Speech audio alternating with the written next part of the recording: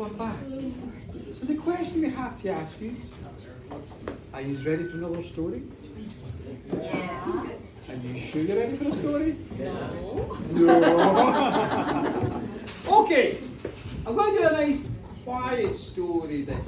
I like to do I do kind of exciting now to nice quiet stories because it's kind of nice to kind of get in a nice quiet space before the music starts. It's a nice kind of way to do it. I'm just going to get my cup of tea. So this is a story. It's a kind of one of those kind of wee stories that kind of wander into. And I was thinking about it today. Some priests tell everybody today that gay people are going to hell, which is grand, okay, fine. There's a whole list of folk going to hell. And in the history of Ireland and Scotland as well, there's a lot of people who get sent to hell. This is the list. Gay people are on the list. People who believe they don't have a right to choose when to have children, that's on the list as well. People, even at one point, anybody who even thought the idea of giving kind of health care or child benefits, they were going to hell. Everybody, in fact, all the fun folk were going to hell, so I pray to God, please, you're a bastard, send me to hell, blaspheming. So, hell's the place to go, and this is probably, you're in hell now, so enjoy it. You all burn later just for coming here. And this is a story from Scotland, because Scotland, we're great in Scotland with the kind of burning and the fire and brimstone. We've got a great history of it. And this is a story, it's about a man in Scotland, and he's quite famous, and it's a really weird thing. If you ever go to Google, you do your Google search again, keep away from what you were on earlier. His name is Reverend Solace, and it's really good. Last week I done a story from Scottish history as well, by a guy called Lord Solace, and they're absolutely not related at all. They live 300 years apart. There's no connection. It's really one of those weird quirks of history. You get these two very prominent and interesting, I think is what we're going to use for this, interesting characters who've got the similar names, but they actually have no relation to each other. So the Reverend Solace, he's one of the kind of big firebrands in Scotland. And just to kind of give a wee sense of the background, this story, it takes place, let me think. We'll do mental maths now. About 350 years ago this event happened. And it was one of these times in Scotland, again, like the story I told last week with the Lord Solace, it was an event that happened in the aftermath of war, okay? So you've had war going on between Scotland and England. And Scotland and England, these wars, they're kind of different from Irish and English wars. This is going to be, somebody will tell me I'm talking shite, but that's alright, because do you know what, that's what I do. England is trying to colonise and take over Ireland, and it's quite brutal. Whereas Scotland and England, they're like two European countries that try and... Sometimes Scotland invades England to try and mess with its government, sometimes England invades Scotland. So it's kind of a different dynamic, but it can be quite brutal at times. So it's been a brutal war, and this time the war was... England wanted Scotland to accept the English faith version of Protestantism, and Scotland wanted to keep its Presbyterianism. You don't need to know all this, it's very complicated, okay? But anyway, they had a big fight, big stooshy, lots of folk died. I don't know what the point of it was, but apparently folk still sing songs about it. It's like yada yada, talk in hand. The big war, lots of folk died, and the war finished. Okay. Whew. So that's all you need to know about that part of history, okay? If you know any more, this woman has got her app here and she can check it for you. She might get you the risky version, but that's okay. So the war is finished, okay? And the story we're going to tell is something that happened in a village in, was it Fife? So this is kind of from where my grandmother May Letham came from, Fife. So it comes from Fife, this story. And there's a village there. And again, it's kind of quite a prosperous wee village. There's village stuff, a house, a pub, whatever. There's a kind of wee kind of square in the middle with a pond where folk can meet up and do things. There's the fields in the south. There's barley, there's wheat, all that kind of stuff. And you've got the village, you've got the centre of the village, you've got the wee pond there. And then in the north of the village, you've got a river. There's a river going by the north of the village. And then going over the river is a bridge. Okay? And the bridge takes you to kind of outside the village, which is actually something that's very important to the village. Because on the other side of the river, there is the kirk, the Protestant church, the kirk. And then you've got the manse, which is where the minister lives. The minister, the preacher, the minister.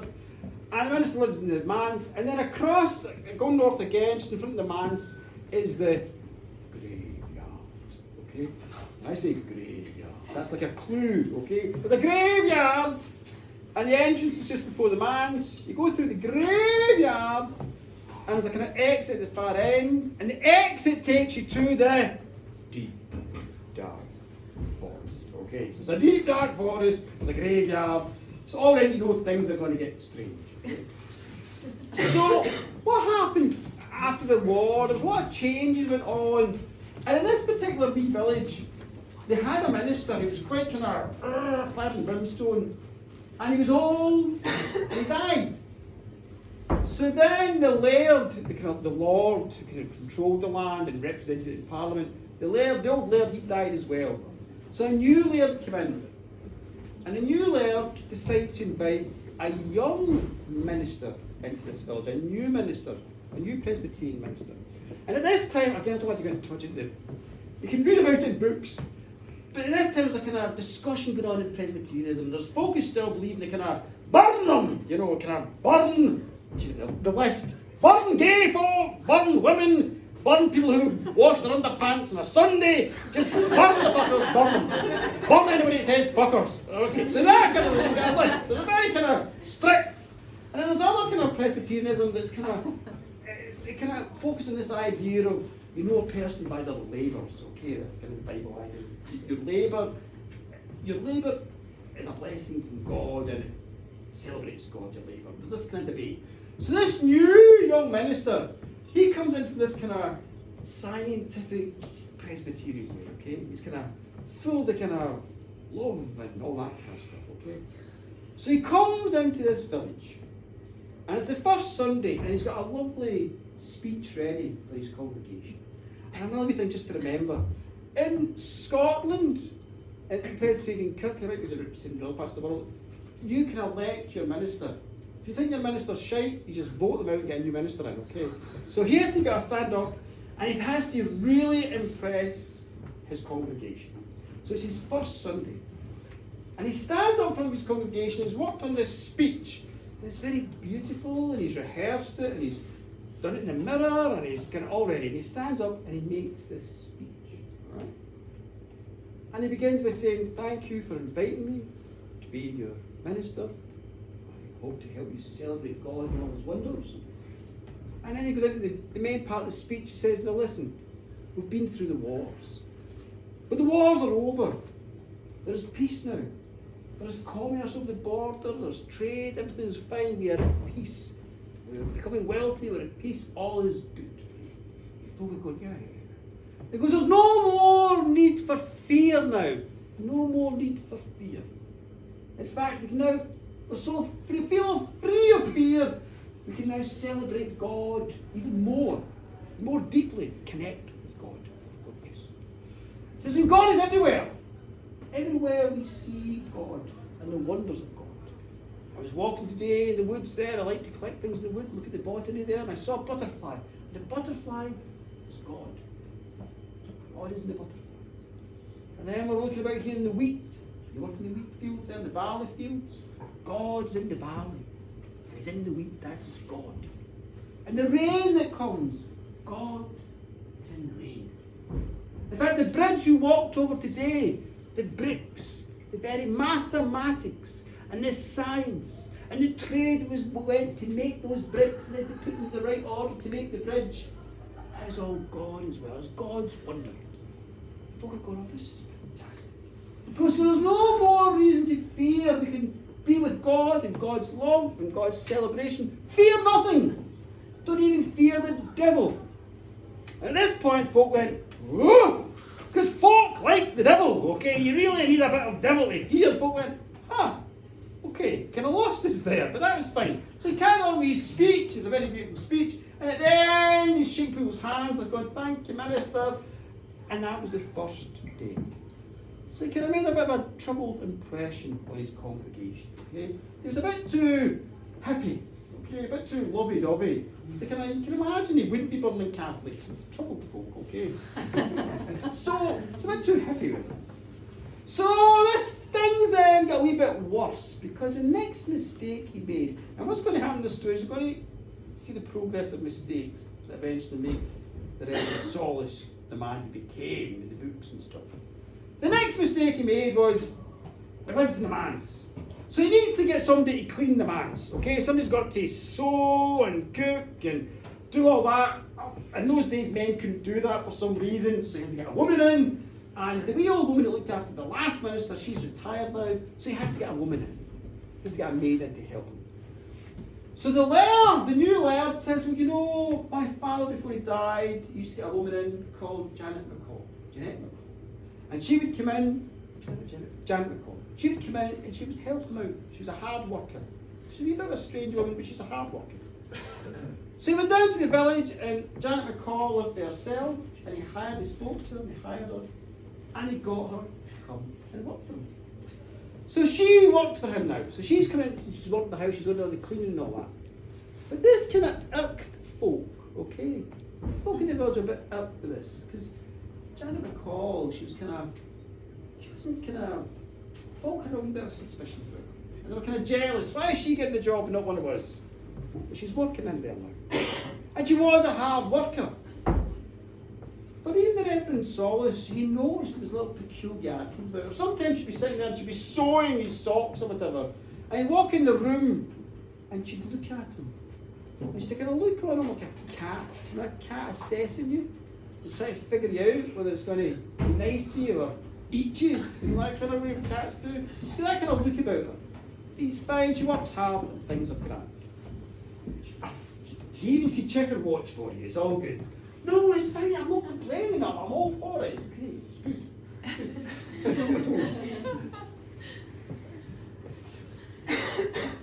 So then one day, he's still doing these speeches to the congregation, still not quite getting it.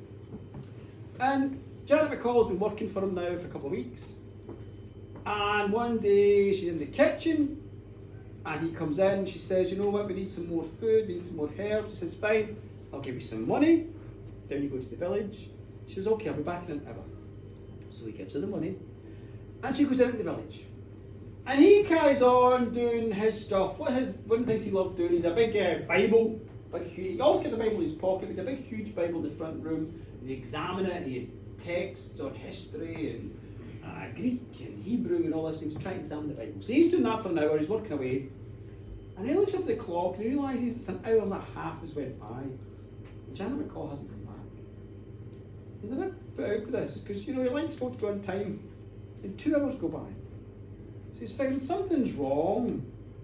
So what he does is he makes his way down the village. He says, I'm going to go to the village and see if I can find her. So he leaves the manse, he goes over the bridge, over the river, and he makes his way into the village. And when he's in the village, he suddenly hears this kind of tumult. There's roaring and shouting and screeching and all sorts going on. And there's obviously something violent happening. And he rushes and he gets himself to the centre of the village. And he sees an awful thing. There's all these women, and they're all around, and they've got Janet McCall on the ground, and some of them are tearing her clothes off and looking under her limbs, and others are trying to stick her head in the pond, and all the time she's scratching at them and screeching, and they're punching her. This horrific scene, and he shouts and he pulls her all out the way. He goes, in the name of God, woman, what is going on here? What's going on? And they all kind of stagger back, and he gets Janet McCall, and he picks her up, and she goes behind him, she starts putting her clothes back on, and he looks at him and goes, what is going on here? What are you doing? What are you doing? You're acting like heathens, like Catholics, for God's sake. What's going on here? You're supposed to be good, God-fearing Christian women. And one of them says, that's right. We are God-fearing Christian women. That's what's going on here. We are God-fearing, we are Christian, but she is not. And he looks at them all, and he knows villages are quite, and the gossip can be dangerous. He says, what do you mean? And another woman speaks up and she says, Janet McCall, she likes to walk at night, unescorted. She walks at night by herself. Sometimes she even walks into the woods and can be heard singing by herself. And the kid goes, well, okay, it's a bit problematic. What else? Another woman says, she had a child out of wedlock. Oh, says the minister. Okay. And what else? One of them says, yeah. And she's took Satan's coin. She's a servant of Satan. And the minister is a very scientific man. He kind of goes, ha ha! Now, ladies, come on, calm down now. But he can see her getting angry, so he says to Janet McCall, says, tell me, none of this is true, is it? And Janet stands up and she says, you know what? I do walk in the woods by myself, unescorted. Why should I be escorted? I like nature, I like the evenings, and I like singing. I do walk unescorted. And yes, I had a child out of wedlock. I met a man, he was a soldier, I fell in love with him, we were to be wed, I was pregnant by him, and the English killed him. And I gave birth. I gave birth out of wedlock. None of these women would help me, and my child died within a minute of being born. And so the Reverend's going, oh my goodness, he's starting to think, this is terrible, what the poor woman. He says, of course, you wouldn't take Satan's coin. And Janet just stood there. And she looked at the women, and the women looked at her. And the tension was building up again. And the women are saying, tell. And the minister looks at her and says, Janet, tell these women that you've never took Satan's coin. Tell them that you renounce Satan and all his works. Tell them. She says nothing. And the tension's building up, and he says to her, Janet, I'm your minister here. Say it now that you renounce Satan and all his works. Janet McCall blurted it out. I renounce Satan and all his works. And she no sooner spoke, so her body flipped in the air, and she fell on the ground. She began writhing on the ground. Her limbs were twitching, her mouth was foaming, her eyes were rolling, and all the women are standing there going, huh. And the Reverend goes, get the doctor, somebody, get the doctor. And the women scatter, and eventually one gets a doctor, and the doctor does brought back. And the doctor looks, but now Janet started to calm down. He says she's had a terrible fit, a terrible shock. He helps her, we need to get her somewhere quiet. And the minister says, take her back to the manse. There's a spare room in the attic, take her back there. So he takes Janet McCall back to the manse. They get into the spare room, into the bed, the doctor looks after her. The doctor eventually calms down. The doctor says, she's had some sort of terrible nervous reaction. She'll be fine, but just kind of look after her. She'll have to stay here a few days. And the minister says, that's fine. He's a modern guy, it's okay. She can stay here. And so she did. Janet McCall stayed in the manse.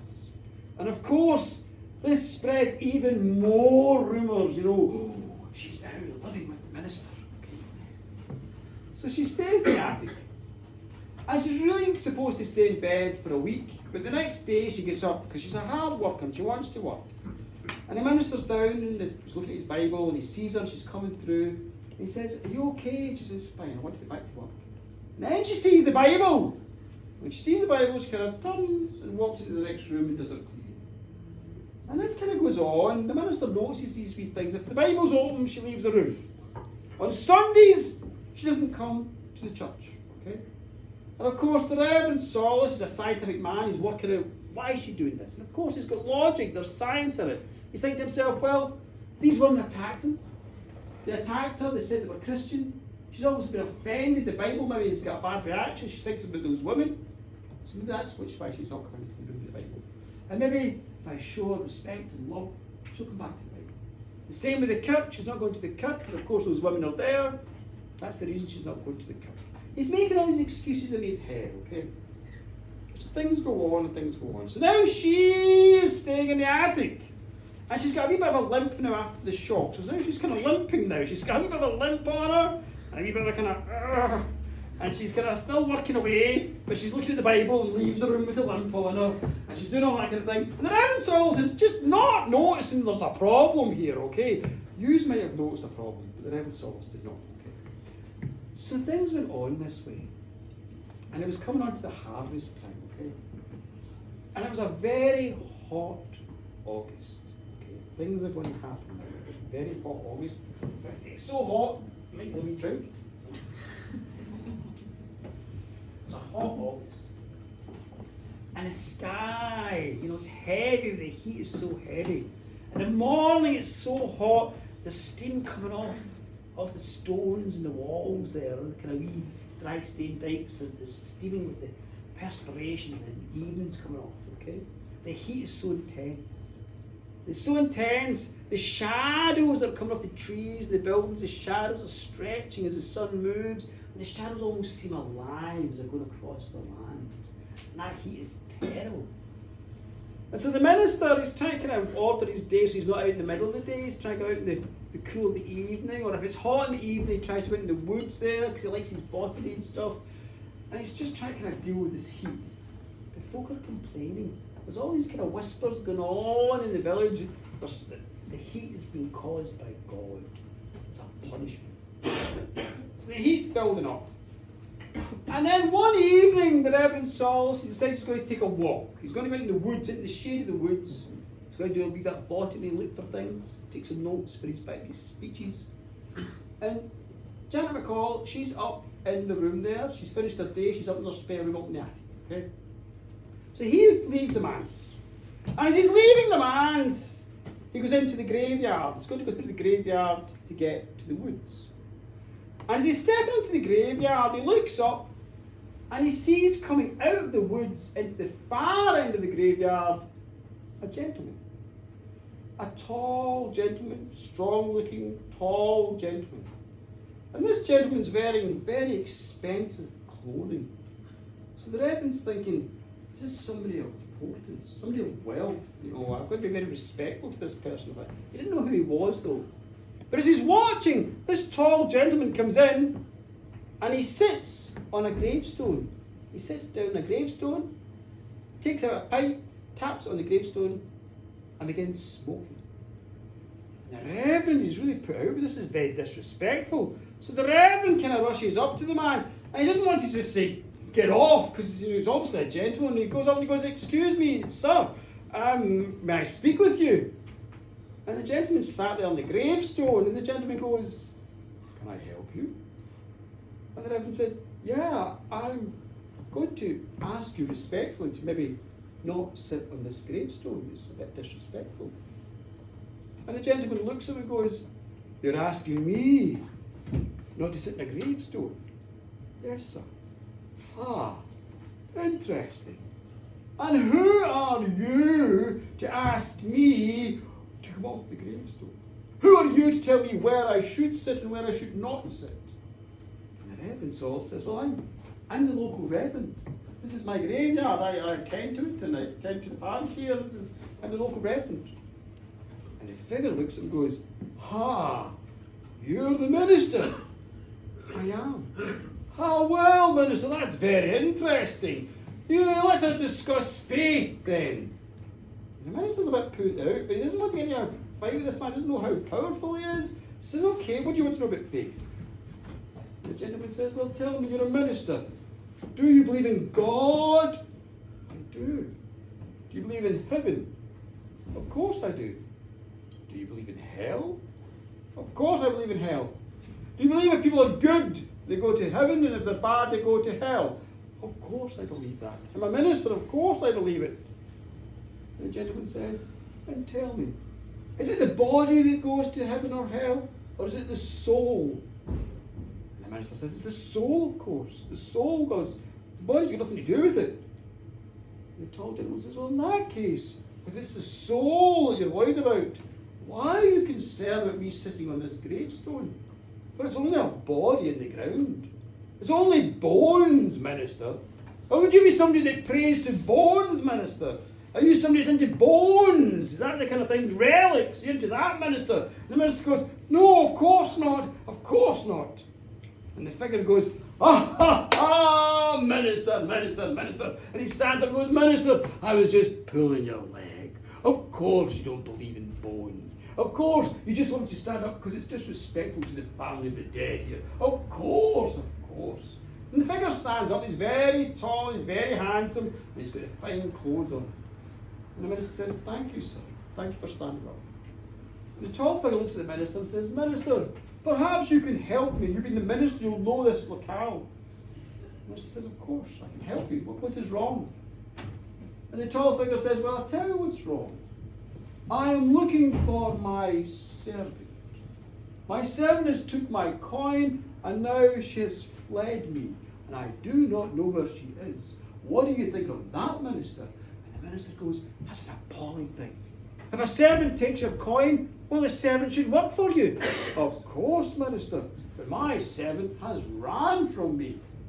And Evan goes, that's a terrible thing. I will help you find your servant. Thank you, minister. I appreciate that. What is your servant's name? My servant's name is Janet McCall. And the minister goes, no. You can't be Janet McCall. She's my servant. She works for me. And the tall gentleman goes, ha, ha, ha, ha, ha, ha. My servant works for a minister. Oh my goodness, that is very funny. And the minister goes, there's no fun about it. She works for me, she's hard working. Can you take me to her? Of course. She stays in the manse. The tall figure laughed again. Ha, ha, ha, my servant lives in the house of a Protestant minister. Oh, this is good. And the minister says, listen, I will take you to the manse and we will talk to Janet and we will sort this out. And the figure looked and went, no, you wait here and I will figure it out. And with that, the figure turned and began to walk slowly down the green. And as he walked, the minister started to realise there's something wrong here, okay? And the minister turns to go after the tall gentleman, but as he turns, his legs will not move. As if his legs have turned to stone, and he's stuck there. And he's stuck there and he suddenly realised the sun is set and the sky is red. It's burning red like embers. And the redness is kind of dripping from the trees and the very stones. And there's a very strangeness in the air. And he's looking at the figure. And the strange thing about this figure, this tall gentleman, is he's walking very slowly. But at the same time, he's very fast. But the minister blinks, and when he opens his eyes, the figure is halfway down the graveyard. And the minister blinks again. When he opens his eyes, the figure's right at the far end. When the minister blinks again, when he opens his eyes, the tall gentleman is at the door of the manse. And the minister now is struggling, and his heart's beating, the sky is red, and he's wondering what's going on. And he blinks again. This time when he blinks, the figure's gone. And the man's door is open. And the Reverend now is really starting to realise there's something wrong. And he's trying to move. And then he realises there's a silence. There's no sound of birds or animals. There's no sound of the wind. There's just this awful red sky above him, blazing away, and the redness around, and this awful silence. This strange, deep, malevolent silence. It's a silence that seems to stretch from one end of the universe all the way to the other end. The poor minister, he's standing in this silence. And all the time he's looking, this terrible, terrible silence, and he's looking towards the manse. And the open door, and he's trying to breathe, and he's trying to still himself, and he's trying to calm himself, and he's trying to think of the science, he's trying to think of the mathematics, or something on his legs, he's maybe got cramp or something. There's a logic to this, and he's trying to get to the logic of that silence. That awful silence is seeping into him. And he takes a breath, and he's looking at the manse. Ah! Suddenly the screams come, these awful, awful screams. The screams come from the manse. The screaming and the screaming, and the next thing the screams, the sounds, it sounds like a dog, or a cock, or a monkey, and there's laughter, and there's roaring, there's screaming, and there's something awful happening in there, and it sounds like there's thousands of animals and people that are screaming, this awful high-pitched screaming at the same time, and finally breaks free, and he runs, and he runs, and he runs, and he gets to the manse, and just as he steps into the manse, all the noises stop. And the minister's at the bottom of the stairs, and he's looking up the stairs, and there's the door to Janet's room. And he knows he has to go up there, and he has to see if she's okay, and he makes his way up the stairs there, and he gets to the room door, and he's got all these strange things going on in his head. There's part of him still trying to think of the maths of it, what's he heard, and trying to figure that all out. And there's another part of him thinking, I need to go into the room because something's happened, and I have to help her. And there's another part of him saying, it's a woman's room, I can't go in. That's inappropriate.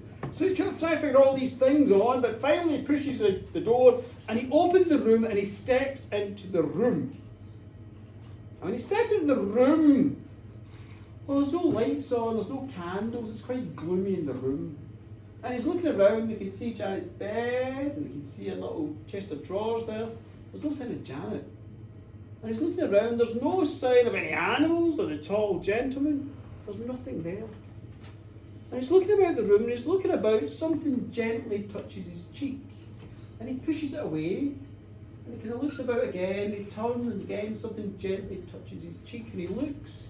And there in front of him is two naked feet, the feet of a woman hanging there. And he looks up, and there's Janet McCall hanging from the rafters, wearing her bedgown. And a thin thread is round her neck, topped, and her eyes are filled with blood, and her tongue is sticking out all black, and she's hanging there from this thread. And suddenly the minister, there's a logic in him, and he's saying, the logic saying, I have to go get the constable, I have to leave this room. So he leaves the room, and he's thinking to himself, that wasn't a thread there, it wasn't a silver thread, it was the way the light was touching the rope, it must have been a rope, there's a science, there's a logic of this. I'm going to get the minister, I'm going to get the constable, we're going to try and find this gentleman that's killed her, we're going to sort this out. And he goes down the stairs, he's at the bottom of the stairs, and suddenly he hears a bang. And it's a thud from Janet's room. And he's thinking, okay, she's now fallen to the ground. And there's a part of him thinking, okay, I need to check on the body, I need to check maybe she's alive. He's thinking of going back up the stairs, and as he's standing there not sure what to do, the door opens, and out steps Janet McCall.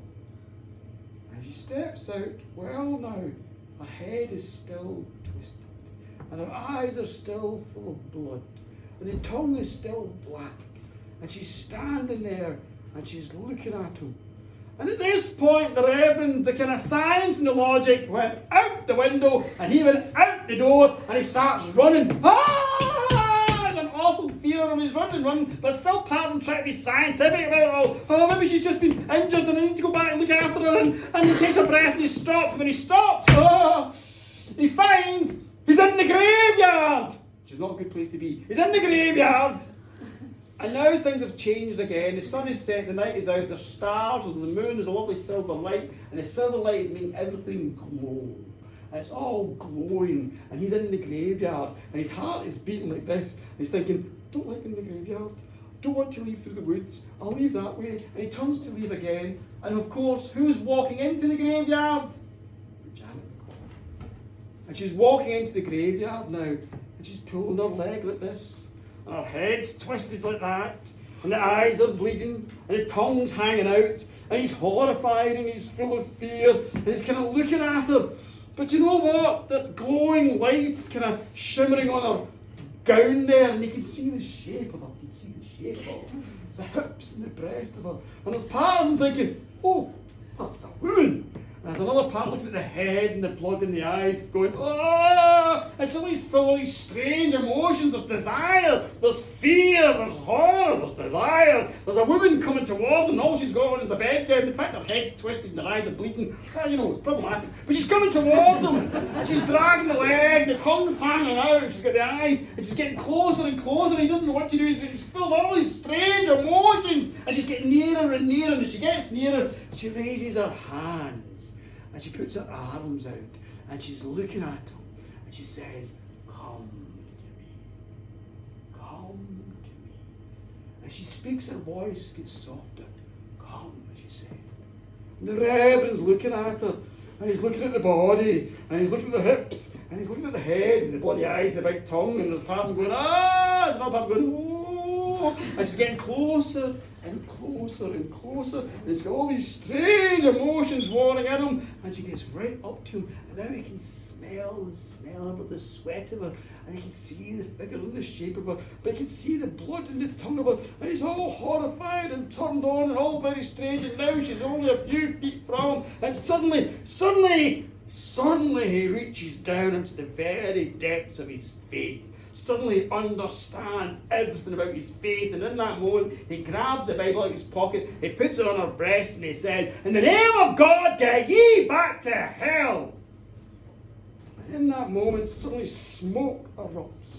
Smoke comes off Janet's body, smoke and flames, and the next thing she's screaming again, she's writhing again, a huge tower of fire goes up and up and up, and the smell of burning meat is all around him, and she's screaming and writhing, and there's a mighty boom, and she vanishes, and she looks up at some ash, and the wind blows the ash all the way to hell.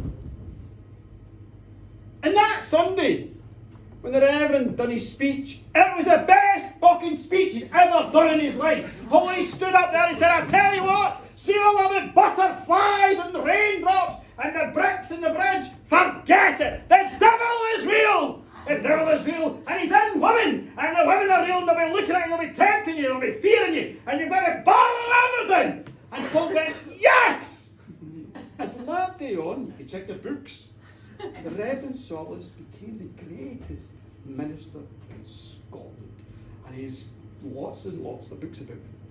But the strange thing, that's more or less the end of the story, because it's only a little story, but the strange thing is there's lots of accounts of these fiery speeches he'd done, and folk would come from all around the world to come to this wee kirk in Fife to hear him pronounce the faith. And it was amazing. You can read all these accounts, but there's quite a few accounts give a lot of description. Quite a few accounts of a description. There was somebody in some of those great crowds, folk noticed that sometimes there was a tall gentleman outside the kirk. And as you walked by the tall gentleman, sometimes he would just look at you and go, "Ah, ah, ah, ah." Thank you. Oh. Thank you very much. He's all burned in hell. I will join you there soon. It'll be great fun. But you can